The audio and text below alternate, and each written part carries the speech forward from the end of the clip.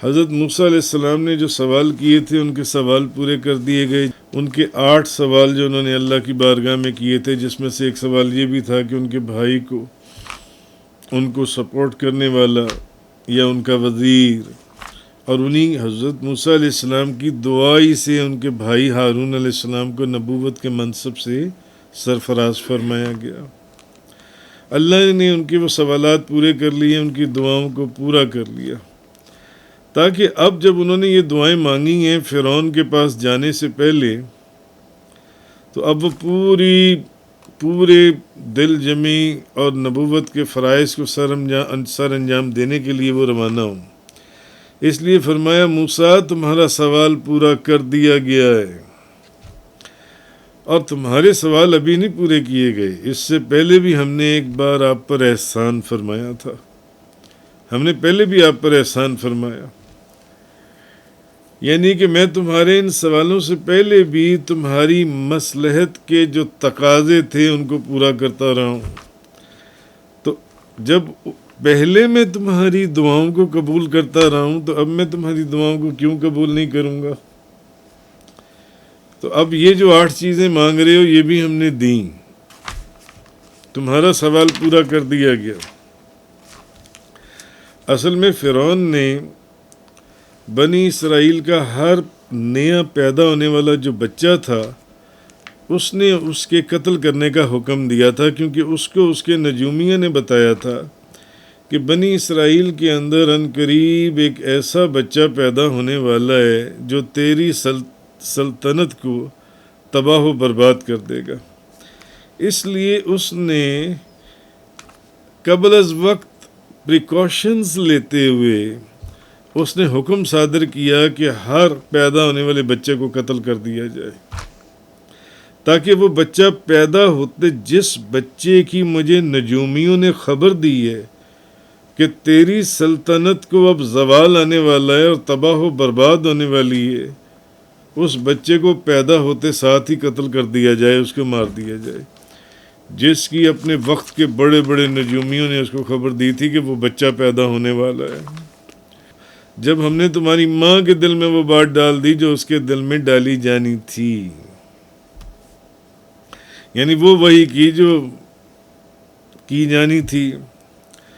تو اس سے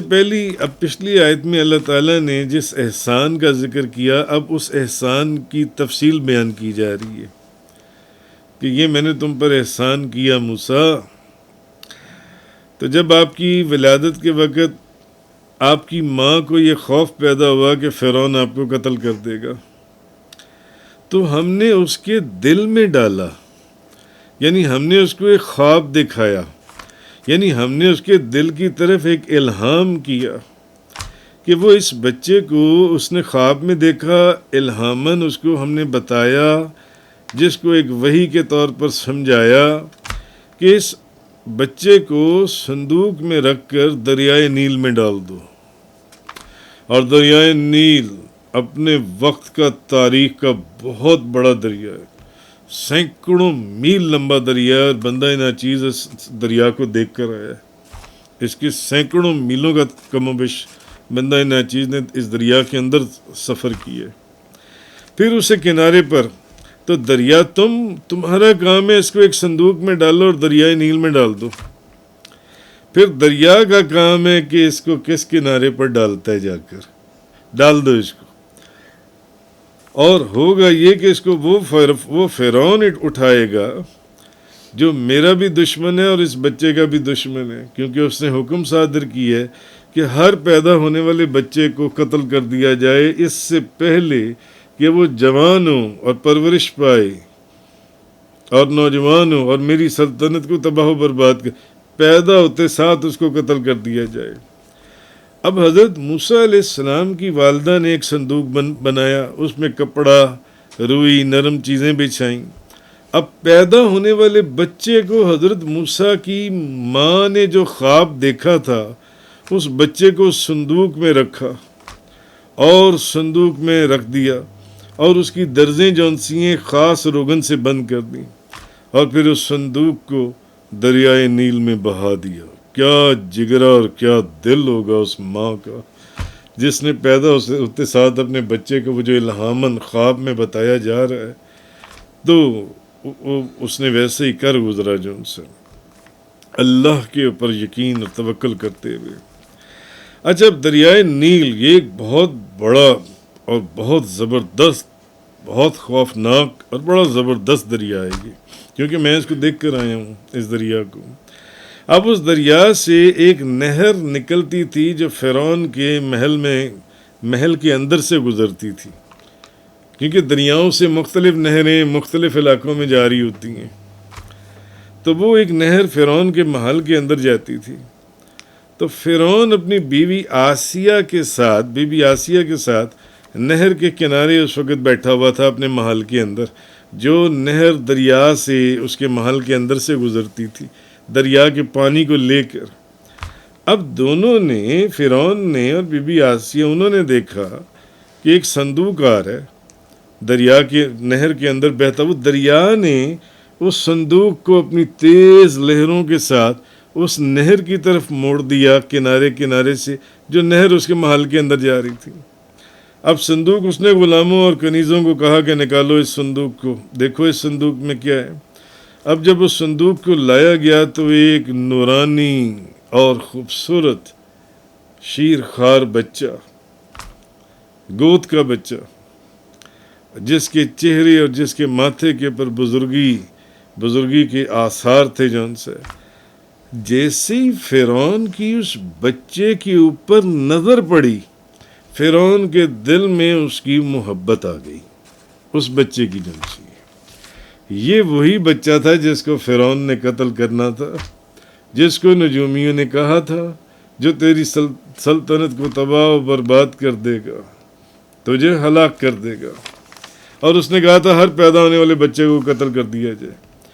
اب ماں رکھ ہی نہیں سکتی تھی اپنے گھر میں، اس کو پتا تھا کہ بچہ قتل کر دیا جائے گا، اس نے بچے کو اللہ کے سپرد کر دیا اور دریا کے حوالے کر، دریائے نیل کے جون سے۔ تو اللہ کی تقدیر جون سی ہے، اللہ کی تقدیر، اس کی تدبیر کون ٹال سکتا ہے؟ اللہ کی تقدیر جون سی ہے۔ تو قدرت نے بتا دیا کہ جس کو تم مارنے جا رہے تھے، یا جس کو تم مارنے کا پروگرام بنا چکے تھے، جس کو قتل کرنے کے لیے تم نے ہزاروں لاکھوں بچے قتل کروا دیے جون سی ہیں، یہ قدرت اس کو کہہ رہی تھی ہم اسی بچے کو تیرے محل کے اندر لے کر آ رہے ہیں، تیرے محل کے اندر تیری بیوی اس بچے کو پالے گی اور رات دن اس کی خدمت کرے گی، تو بھی اس کو اپنی گود میں اٹھائے گا اور اس کو پیار کرے گا اور دیکھ کر اس کو خوش ہوگا۔ دیکھ اللہ کی تدبیر، اللہ کی تدبیر۔ بھئی ہو سکتا تھا اس کی حضرت موسیٰ علیہ السلام کی ماں نے جب بچے کو ڈالا تو کوئی ایسی لہر اٹھتی، ذرا سی ہوا چلتی ہے تو دریاؤں کی اور سمندروں کی لہریں دیکھنے والی ہوتی ہیں جون سی ہیں۔ اور میں نے دریائے نیل کے جب میں نے سفر کیا دریائے نیل کے اندر، میں نے خود دیکھا وہاں بڑی ہوا چلتی ہے، بڑی ہوا چلتی، اور بڑے بڑے آج بھی وہاں پر بڑے بڑے کروز چلتی ہیں جون سی۔ تو یا کوئی ایسا وہاں پر بھنور بنتا کہ وہ صندوق اس کے اندر ڈوب جاتا، یا کوئی ایسی چیز اور ہوتی ہوا کے ساتھ وہ صندوق ڈوب جاتا، یا وہ ہوا اس نہر کی طرف اس کو جانے ہی نہ دیتی، دریا کے دوسرے رخ پر لے جاتی۔ کتنا بڑا دریا ہے، مگر اسی نہر کے کنارے کے اوپر صندوق ساتھ لگتے لگتے اس نہر کے اندر چلا گیا، جو نہر اس کے محل کے اندر سے گزرتی تھی جون سی ہے۔ تو یہ، اور پھر دوسری چیز یہ کہ عقل سلیم رکھنے والا بندہ وہ سمجھ جائے گا کہ وہ صندوق چلو داخل ہو بھی گیا، اول تو وہ ڈوب جاتا، وہ کسی بھنور میں پھنس جاتا، وہ کسی اور سمت میں نکل جاتا،